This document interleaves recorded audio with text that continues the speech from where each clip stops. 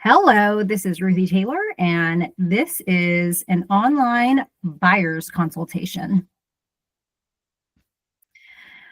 Okay, Andy, thanks so much for joining me on Zoom today. I appreciate you taking time out of your day.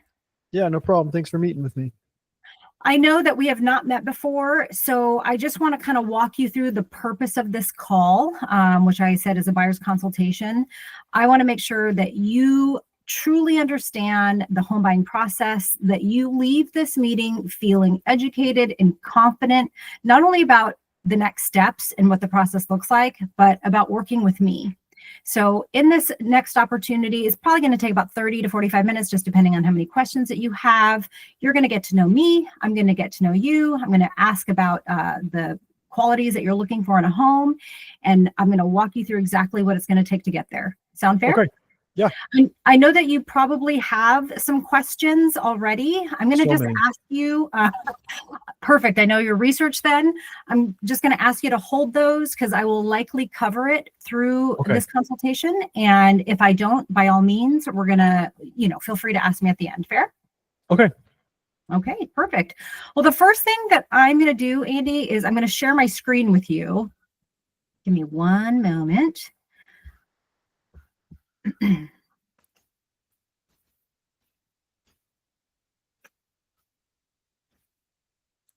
And I am going to pull up a visual here.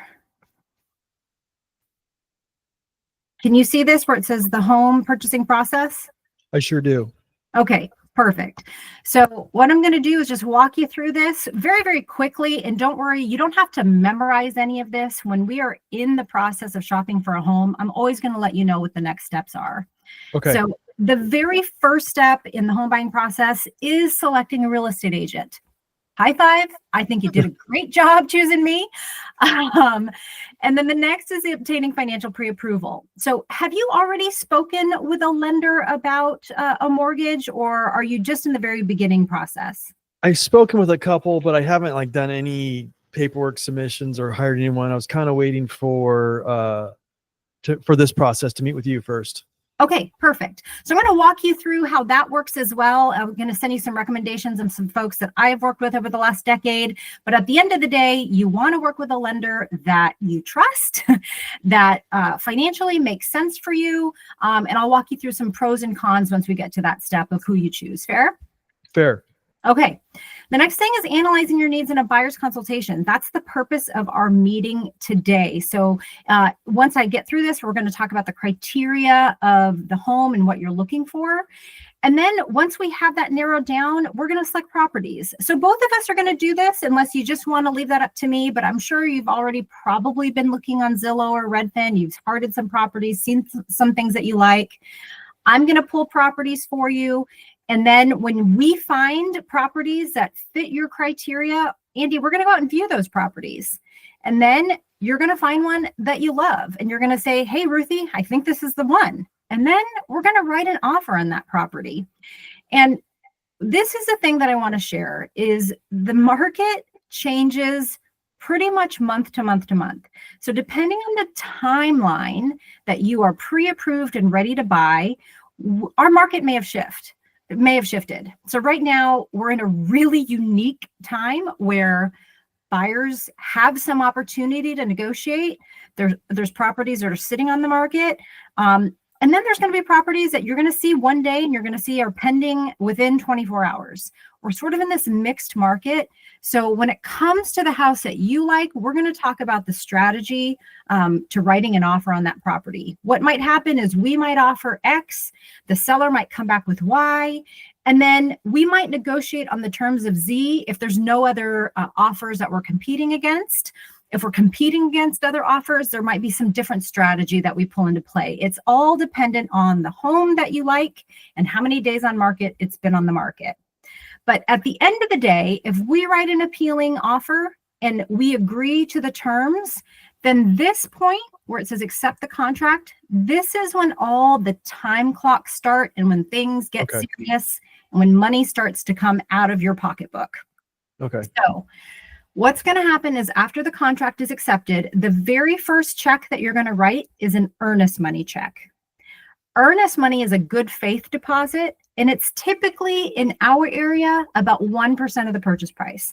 So if a house is about $500,000, you can expect to write about a $5,000 earnest money check. And that $5,000 is held at escrow. You don't lose that money. It doesn't flap in the wind. That money is either going to be applied to your loan or applied to your closing costs at the end of the time frame that you go under contract. And that'll just be determined by you and your lender. Okay. So that's held at escrow, and that needs to be turned into escrow within 2 to 3 days of going under contract, whichever number we put on the contract. The next thing that's going to happen is an inspection is going to happen. We're going to hire an inspector, and I've got a vendor list of great inspectors that I recommend, but if there's somebody that you know, by all means, we can use anyone that you like as well, as long as they're licensed and bonded. That inspector is going to make sure that that home is in sound condition, or they're going to reveal to you the things that might need to be fixed. Now, an inspection can be, great. Nothing could scare you. Or if there's certain things that are concerning to you, you have the opportunity to say, hey, Mr. or Mrs. Seller, I'd like you to fix A, B, and C. The seller can come back and say, no, I'm not going to fix any of it. They can say, I'll fix some of it. Or they can say, sure, I'll fix all of it. So it's a negotiation. So that's going to happen within about the first 5 to 10 days of going under contract. At the same time, mortgage, your lender, and title and escrow are doing different jobs. Title is making sure that the seller is who they say they are, that you are who you say you are, that there's no liens against the property. And then you're going to get a bunch of emails from your lender asking for documentation of finances. So you're going to be communicating back and forth to them. And at the same time, the lender is going to be coordinating an appraisal. So the appraisal kind of happens towards the end of the transaction, where a third party goes in to make sure that the value is what we wrote the offer for, and to make sure that there's no final conditions regarding the home, such as, things needing to be painted, etc. So that appraisal is that third and that last final potential negotiation that will happen within the contract. So all of this stuff is happening like week 1.5 to 3 within us being under contract. Assuming we get through all of this, what's going to happen is escrow is going to be in communication with you, and they're going to say, Andy, this is the exact amount of money that we need to close on this property. You're going to coordinate that with your bank. And then about a week prior to close, you're going to sit down with at the title office. You're going to sign your life away, 1,000 pages. You're going to sit and have your signatures on. And from the time we go under contract to the time you get keys on your property, it's about 30 days, give or take. Any questions about any of the steps that I quickly went through here for you? Wow, that was very detailed. Mostly when my earnest money check. So that is if we don't buy the house, I get to keep that. So if we go under contract, and let's say during the inspection, it's a lemon, you're like, I can't deal with this house. Then at that point, you would get your earnest money back. Just so you know, Andy, my job as your realtor is to protect your earnest money at all costs. So there are contingencies written within the contract that allow you to back out of the contract and get your earnest money back. Now, if there's any point that we start to butt up against that deadline in the contract where you're like, it's okay, I'm okay risking it, I will communicate that with you so you know that you are at a point contractually where you could potentially lose your earnest money. Okay. My job is to protect your earnest money and make sure that you understand if you're about to lose it, that you know why. But you will get your earnest money back with the contingencies in the contract if you change your mind. What are my other costs? Do I have to pay for any of that stuff, like inspection or like the appraisal? Yes. So the first cost again is going to be, it's not a cost. It's the first check that will be written is the earnest money check that's held at escrow that goes towards your loan. An inspection is going to be about $500 to $600, just depending on the square footage of the house. And then depending on where it is in Pierce County, Tacoma is really, really old. So a lot of the sewer lines underneath the county are really, really old. And so it is highly recommended that you get a sewer scope. That's going to be about an extra $200 as well. It's when they stick a camera down the sewer line to make sure that it's in decent condition or it's not in decent condition. So that's the second check that you'd be writing. The appraisal is a check that it's going to happen one of two ways depending on your lender. Some lenders collect in advance prior to close the cost of the appraisal, about $900-ish bucks. And then some lenders have that final tally come out of your closing costs. So it's just going to depend on the lender if you pay for that appraisal up front or through your closing costs. Is that something I should ask when I meet with a lender? Yeah, absolutely. Okay. Great questions. Any other questions about any of these steps? And again, you don't have to memorize this. You're not going to be quizzed on this. This was a quick run through of basically the timeline. When we're live in the scenario, you're always going to know what your next steps are. What's like an encumbrance? Removing any word. Yeah, great question.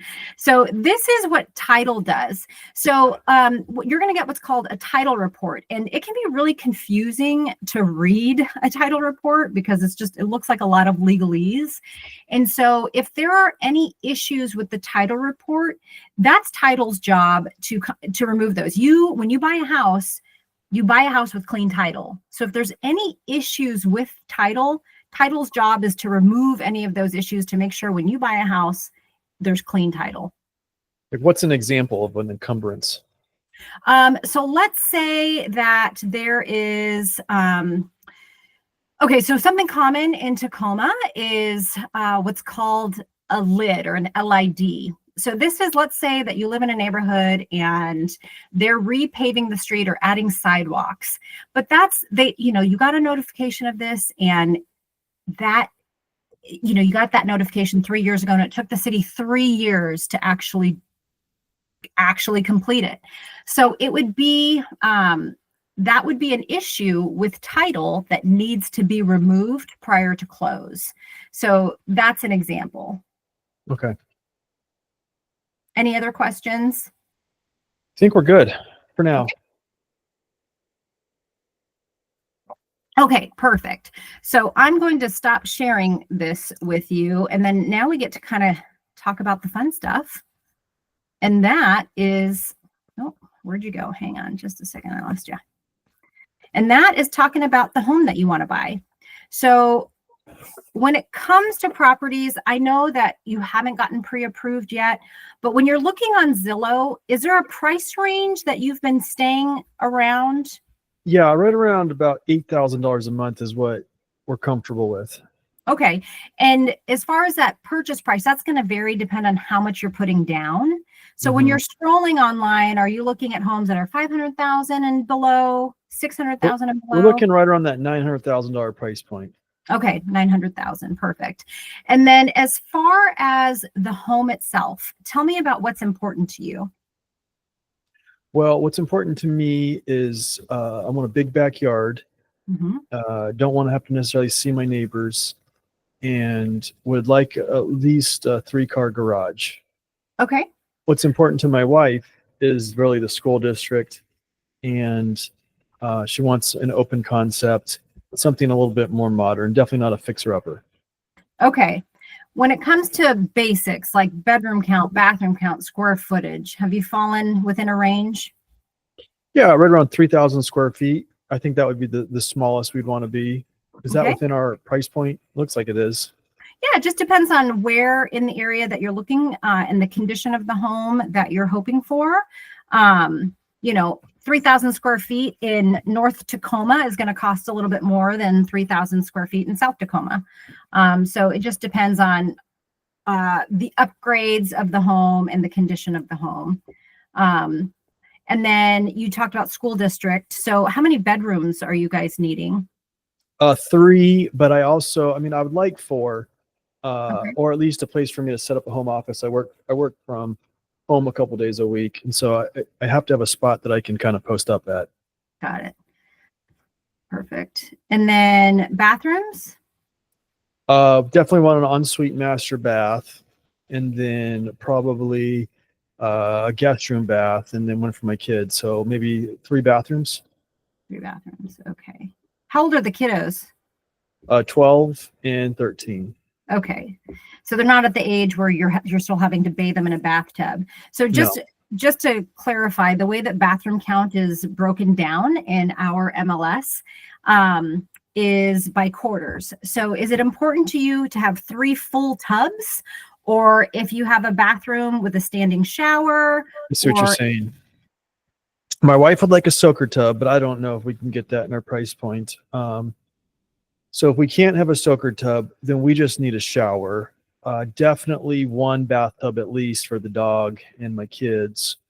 So at least 1 full bath, and then it would be nice to have a soaker tub, but if not, the ensuite has a shower.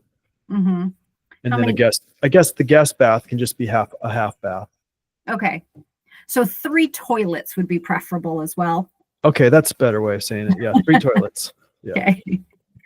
You know, Tacoma's an old city, so a lot of times you have these stunning, beautiful, historic homes with 4 bedrooms and 1 bathroom. So, yeah. Okay. And then do you care about the era of the home? Does your wife love a craftsman? Are you looking more towards new construction? Do you like mid-century?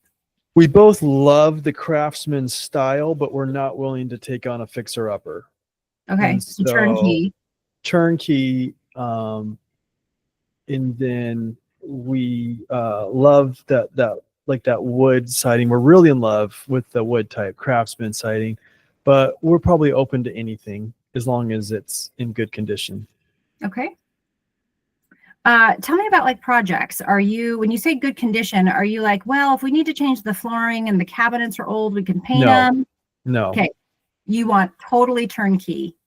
Yeah, we're at an age in our life where we don't want to focus on having to do projects. I mean, I think maybe if you didn't ask me that, I probably would have seen it and then hemmed and hawed. But the reality is I want no projects.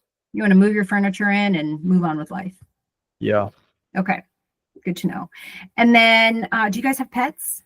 We do. Okay. 2 dogs. 2 dogs. Okay. So a fenced yard, I'm guessing, would be preferable?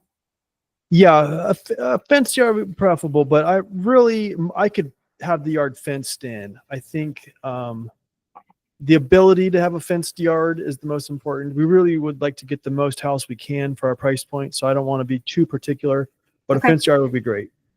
Great. And then do you like landscaping? Or would you like it like easy, or is there a gardener in the house? Yes, I love gardening. I do the yard myself. So okay. I think I would definitely want a place that, mature landscape is great, but I will cultivate a mature landscape. That's why a big backyard, something that I can project with years to come. Okay. You mentioned on the phone that you guys are moving down from Seattle. So have you spent much time in Tacoma? Are you familiar with the neighborhoods, or is this all new? Not really. Okay. So beyond school district, for your wife, are there any other things about the neighborhoods that are important to you? Walkability? Yeah, I've heard about this one neighborhood. It's the neighborhood's XYZ. Is that a bad neighborhood? Because we don't want to be in a bad neighborhood. Well, bad neighborhoods are subjective. So it really kind of just depends where you're coming from. The best thing that I would recommend is driving through the neighborhoods through different times of day to see your comfortability, and of course, doing some research. Obviously, higher ranked school districts tend to be a little bit more appealing, but I can't tell you whether or not something's bad or good. It's really just going to depend on the perspective of the person moving. Is that a legal thing? You can't tell me if a neighborhood's bad? No, I can't. That's again, just because it's subjective. If I'm moving from an inner city somewhere versus the countryside, what feels safe to me is different from what might feel safe to someone else.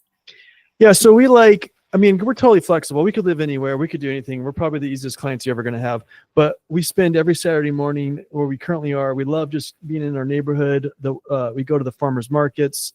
We take our dog. It's fun that, our kids aren't at a park anymore, but we just like that community feel. But we could live anywhere. We could do anything, but we like to be, you know, to have a local pub down the street that we're kind of known that we enjoy that. Okay. So let me ask you this, Andy, because you talked about really loving the craftsman style homes. There are some neighborhoods that are coming to mind that are known for their school districts where the homes are a little bit newer. There's some gated communities, there's HOAs. Does that appeal to you, or you prefer to find a community where the homes are all older and a little more unique? I do not think I could live in an HOA. Okay. I just feel like you're too close to your neighbor and someone can tell me what I can and can't plant. But we go look at homes in an HOA, no problem. But it would just be, I just couldn't see myself doing it. In fact, I could tell you how many horror stories I have, but yeah, we're open to it. Okay. Open to it, but not preferred. Okay. All right. Anything else as far as anything your wife has mentioned that's important to her? I know you mentioned 3-car garage.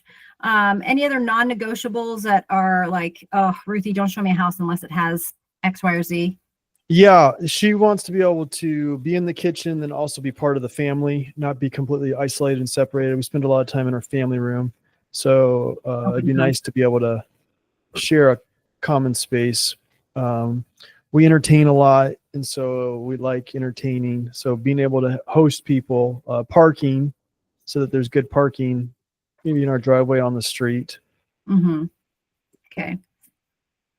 Okay. So I know we went through a lot of things here. I have a long list, and there's a lot to consider when we're looking at homes. If you had to pick 3 or 4 items on that list that are absolute non-negotiables, like, is that 3-car garage a non-negotiable? Is the ensuite primary a non-negotiable? The no HOA, or is it pretty much like, no, we definitely need 3 bedrooms before we be? Tell me what your non-negotiables would be. Okay, now that we've been able to talk it out a little bit, price point. Okay. So not to go over 900. Condition of the home, we cannot do any projects. Okay. Walkability to within a cool neighborhood or within a 10-minute walk. Mm-hmm. School district. Got it. Okay. That's really helpful for me to start with. On that list with that 3-car garage, how high is that for your priorities? Having an office space to work out of is more important than the 3-car garage. So either that 4th bedroom or like an office nook or a den that I can convert to an office. Yeah. The only reason I mentioned that is when you're looking for these older homes, older craftsman style in these communities, they weren't built with a lot weren't built with a garage, much less a 2-car or 3-car. So that's something that you're willing to work with. I think it is. I mean, I just said that because you asked me what I wanted, and I saw some homes in other neighborhoods that had them, but they were a little further away. I think I'd rather be close to walkability. Okay. The garage is just really for us to store stuff in. Okay. Well, what I'm going to do, Andy, is I want to give you a live look at our market. And depending on when you get pre-approved and you start your search, this is constantly going to change as we move from different season to different season. But what we're first going to do is take a look in the rear view. We're going to look at what the market was doing. And then we're going to look at what the market is doing now with what you're looking for to give you a realistic idea of, is what I'm looking for realistic, or am I looking for a unicorn? So I'm going to pull up the Northwest MLS. Oh, let me share my screen again.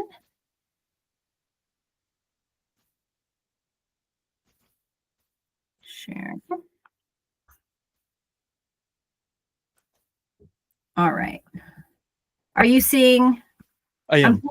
Okay, perfect. So what I'm going to do is I'm going to just take a look at the past 60 days. I know that you aren't too familiar with the neighborhood, so I am going to take the information that you shared with me and pull some general areas. And then as you search a little bit further, if we can't find what you're looking for, we can expand. So I'm going to put the criteria. I'm going to say like 800 to 900 for now. We're going to say 3+ bedrooms, 0.5 plus baths. And with the square footage, I'm going to say 2,700 plus. I know you said 3,000 square feet, but a lot of times we can find what we're looking for in that and go up. I'm going to leave the year built open as well as the lot size open just to kind of see what we're looking at here. And so right now I just have the criteria set for Pierce County. There's a lot of homes in Pierce County, a lot of neighborhoods in Pierce County. I'm going to narrow this map down a little bit further to some of the neighborhoods that I think would make sense for you guys. So I'm going to draw a map from Northeast Tacoma to Gig Harbor, Tacoma, and University Place. These are some areas that are known for their school district. So we can see in that box, and obviously this is a very specific section, right? But there's 14 homes currently in that box that in that area that fit your criteria. So we're just going to take a peek at a few of these, and I kind of want to walk you through a little bit of what the market has looked like in the past 60 days. So here's a newer construction home in University Place. This is a subset right outside of Tacoma, really known for their school districts. We have a lot of gated communities, some HOA, some non-HOA. But this property sold on September 19th. CDOM stands for cumulative days on market. So this house was on the market for 2 days. Wow. And it sold last week. It was listed for $835 and it sold for $835. So that was one that went really, really quickly. If we take a peek at this one, let me move this over. When you see the interior of this home, as I quickly go through it, when you see this, are you like, ooh, I like that? Or can you already see through the windows and think the homes are too close and you know that this is not something that you'd want to see? Yeah, we like the house, but the neighborhood's too close. Okay, great. That helps me kind of identify some things. Here's a property. This home is in North Tacoma. So we have a lot of older homes in that area. This home sold yesterday. It was listed on the market for 3 days. It was listed at $799,950 and it sold for $813,500. Why is that? Well, so I'm gonna show you in just a minute. We're gonna look at some of the interiors of this photo, but I want to just point out a couple things. This home was built in 1941, just under 2,900 or just under 3,000 square feet. This house is 5 bedrooms, 3.5 baths. And let's just take a peek at this property and see if there's anything on the interior. If you saw this on the market today, if this is something you think you and your wife would like to see, if this feels Yeah, we love those floors. That's gorgeous. I mean, the kitchen's okay, kind of small, but I want to see it. Okay, perfect. So this one sold for about $13,000 over list price. It was on the market for 3 days. So there was probably a little bit of a bidding war on this one. Most likely there was multiple offers, and that's why it went over list price. This property is in a community called Fircrest. It sold last month on the market for 5 days, listed for $825, sold for $840. This is also larger home, 3,000 square feet, 6 bedrooms, 5.5 bathrooms, lots of space. Just quickly as I go through this, when you see this home, does that look like something? Okay. Yeah. Perfect. That just this helps give me an idea of what you want to see. So as you can see, I'm not going to go through all of these, but I'm going to show you, I'm just going to go down here to this property. This one sold back in July, end of July, on the market for 29 days, listed for $850, sold for $835. Wow, 30 days on market. Yep, this one sold last week, 30 days on market, listed for $820, but sold at $820. So that sold. Not much wiggle room in the price there.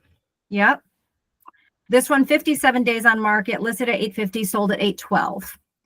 So Okay. as you can see, when we look in the rear view over the last 60 days, it's a variety. We're seeing some homes that sold over list price, some homes that sold at list price, some homes sitting on the market for a couple of months. It's really been a mixed bag, right? So now all I want to do, Andy, is just go from the last 60 days. There was 14 homes that fit that criteria. And we're going to look now. It looks like there's 9 homes that fit that exact same criteria. So there's fewer homes on the market, and that we tend to see summer homes kind of get taken up. We're moving into the fall, so not as much on the market. And let's just take a peek at it. So this is a home in Gig Harbor, newer construction, 9 days on market, listed at $815. This home, 17 days on market, but we're not seeing a price reduction yet, listed at $827. This is in Northeast Tacoma. 19 days on market. We haven't seen a price reduction yet. So these are active homes currently on the market. This one, 26 days on market. We haven't seen a price reduction yet. This one, 34 days on market. This is price reduced, just about $25,000. So what we're seeing now is homes are sitting on the active market that we have right now is we have a inventory that's been sitting on the market. It looks like there's a little bit of wiggle room at price reductions right around that 30-day mark. Not this one though. This one's listed at $850, still at $850 at 34 days on market. This one's had about a $25,000 price reduction at 55 days on market. Andy, the point of me showing you this is, one, there's homes that fit your criteria. Currently, there's 9. It's basic, it's wide, but there's 9 homes that fit your general criteria. And it's if there was no homes on the market, we would know, gosh, we would probably have to be competitive. But right now, if we were going to go out and look at homes today, it looks like we might have some leverage to negotiate either getting closing costs covered or potentially a lower purchase price, because these homes have been sitting on the market. It looks like the newest one here is 9 days on market, all the way up to 112 days on market. All that to say is the longer a home has been sitting on the market, typically we have a little bit more leverage to negotiate a better cost or getting your closing costs covered. Okay. Is that helpful to see? Yeah, it is. Okay, great. So again, as you and your wife have the opportunity to drive the areas, you're probably going to narrow down, oh gosh, I really like Northeast Tacoma, or we really love, the water up in North Tacoma, or I kind of do like those, gated communities in University Place. I would really recommend driving through the areas to see what kind of feels best to you guys. And as we tour, I think you're going to get a feeling as well. Okay. Okay, perfect. So what I'm going to do, let me stop sharing the screen, is I'm going to set up in my system a search criteria for you. So as properties hit the market that fit your criteria, they're going to be sent to you. Feel free to send me properties if they hit the market and you're like, oh, me and my wife really like this. Once you're pre-approved, we have the opportunity to go tour those properties whenever they fit your schedule. So speaking of schedule, for you and your wife, are you going to be the main one touring, or is she hoping to be with you when we actually tour these properties? We'll tour together. Okay. Tell me a little bit about your schedule as far as touring properties. Do you have flexibility during the day? Will they all be after 5? No. I work remote, and her job allows her to take time off whenever she needs. She's in office, but she can leave whenever. So whenever the right house comes available, we'll be able to drop things and go. Okay, perfect. That's great to know. So the next steps after we get off this call, Andy, I'm going to send you an email with my list of preferred lenders, and obviously talk with all of them, talk with one of them, whoever you feel comfortable with, ask them about how their appraisal costs, if you pay for that up front, ask them what their fees are. At the end of the day, I recommend working with a local lender versus a bank. Bankers work 9 to 5, and real estate typically happens on the weekends and after 5. Local lenders, when it comes to multiple offers, if we're competing, most listing brokers like to see a local lender that they could reach out to on a Saturday night if they needed documents about the buyer. At the end of the day, it's up to you, but a local lender is the way that I would suggest moving. But again, it's who you feel the most comfortable with. Okay. Any questions from any of the information that I've covered with you today? I don't think so. This is really informative. Okay, perfect. So finally, Andy, the last thing that I want to cover with you is what's called the buyer agency agreement. This is a form that became required last year. I don't know if you saw the news when realtors made headlines last year. There was lots of litigation. So this form came out of all of that. Buyer agency is basically talking about agent compensation. This is an awkward conversation, to be honest, to have with you, because you and I just met and I need to talk to you about how I get paid. Okay. I don't know if you like to talk about your salary or how you get paid when you first meet somebody, but it's not the most comfortable. But I am now required by my brokerage and legally to have you sign this before I can go show you a property. So I want to walk you through it to make sure you and your wife understand what you're signing if we decide to work together. Okay. Okay. All right. So I'm just going to share my screen one more time and show you what this agreement looks like.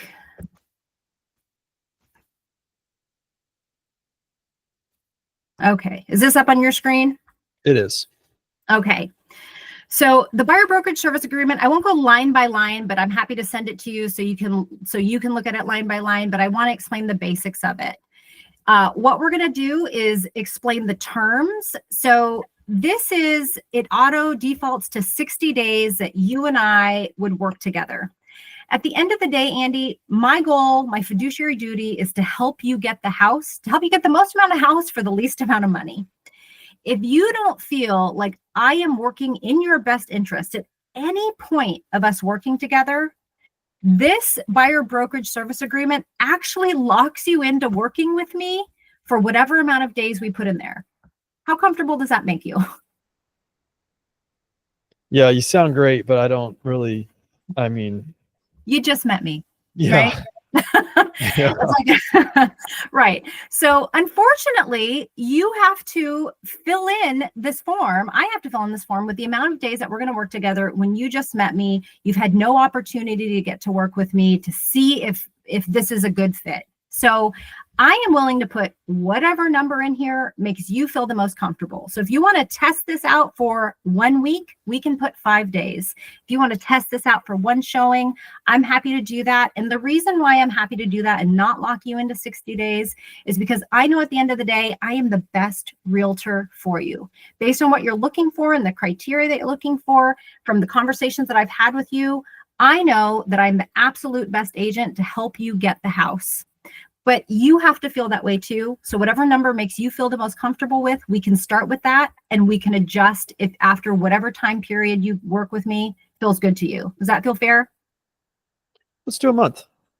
Okay, perfect. So we'd put 30 days in there. And you don't have to decide that today. I just want to explain to you what that means. Okay. Agency. So you get to choose whether you work with me exclusively or non-exclusively. Essentially, it's like dating where you can date around or you can choose one person to date. Andy, the way that I work with my clients is exclusively.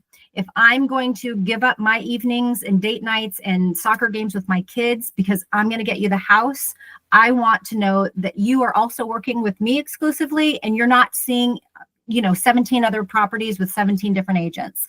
So if we choose to work together, even if it's for 3 days, I'm going to choose that we have an exclusive relationship. If you don't feel comfortable with that, that's totally okay. I'm not your realtor. Does that make sense? Yeah. Okay. Limited dual agency. What this means is if I listed a house on the market and you wanted to see it and you actually like that property, dual agency is where I represent both you and the seller.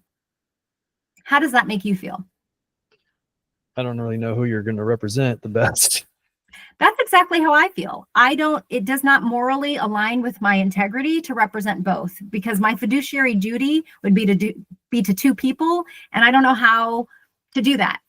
Dual agency is not legal in all states, but is legal in Washington. So I do not practice dual agency. So if I am the listing broker and you happen to fall in love with the house of that I represent the seller, I will happily refer you to an agent to represent you so they can represent you to the fullest and do their fiduciary duty.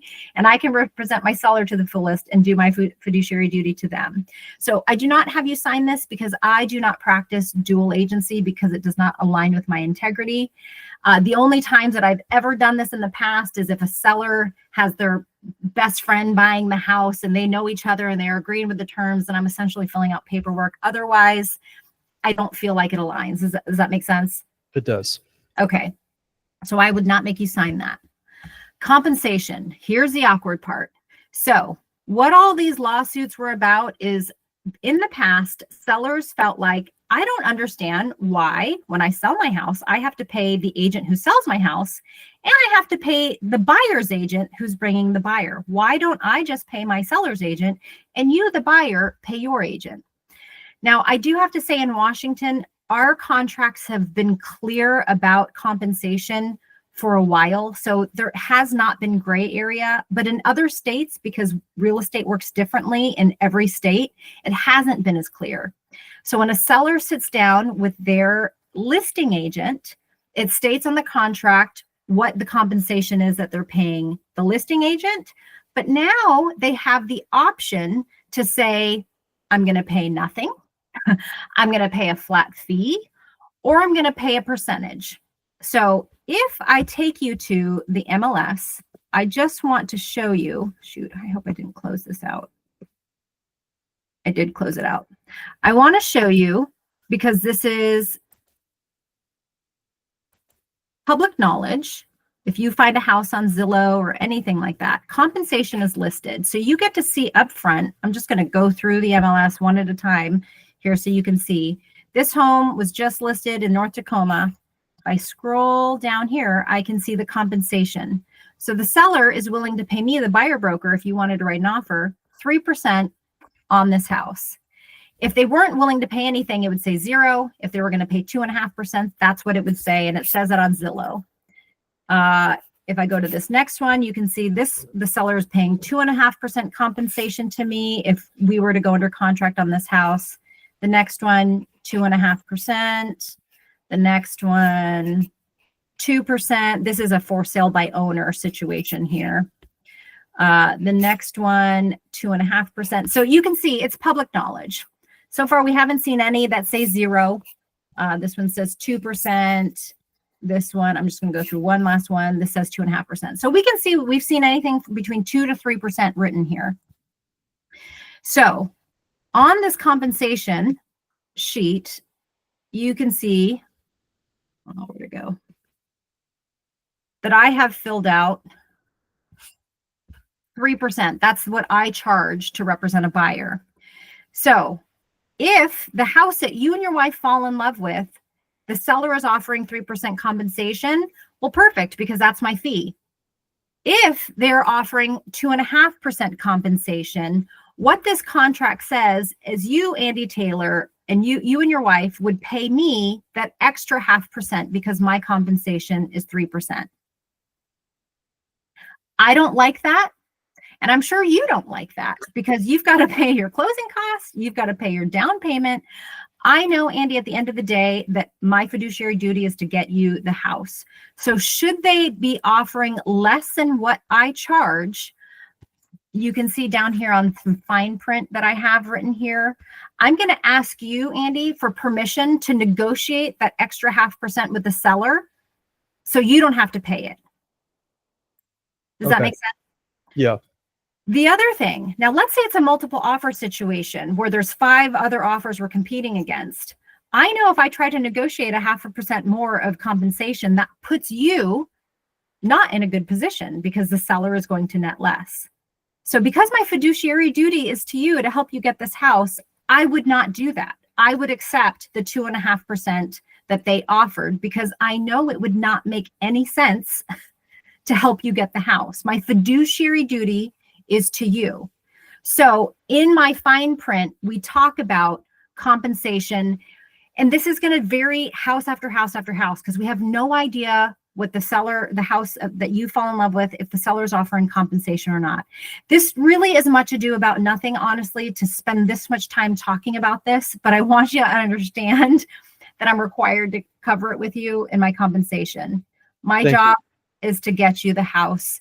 And we're going to talk about my compensation with every offer that we write, so it feels fair to both of us. But at the end of the day, I'm not going to ask you to cover my compensation.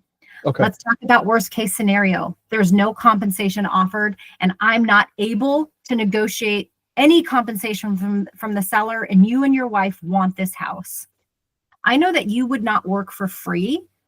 However, in this situation, again, my fiduciary duty is to you. And if I am unable to negotiate compensation for myself, and I'm only speaking for myself, if you're having this conversation with another realtor, many other realtors would not probably do this.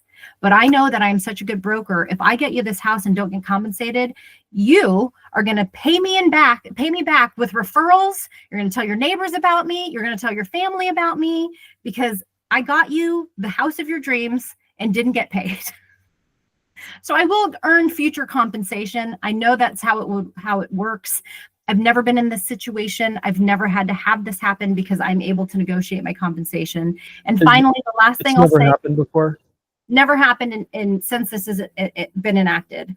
I've never had a seller not offer compensation, and I've never not been able to negotiate a fair compensation. But who knows? It could be the one that you fall in love with. And the last thing that I want to share about this 3% compensation and why, not only is it my value, but should a seller offer 3%, and I say my compensation is 2.5%, then I would only be able to collect 2.5%. So all of that money would be left on the table.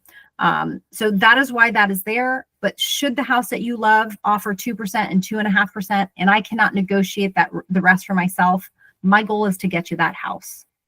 Okay.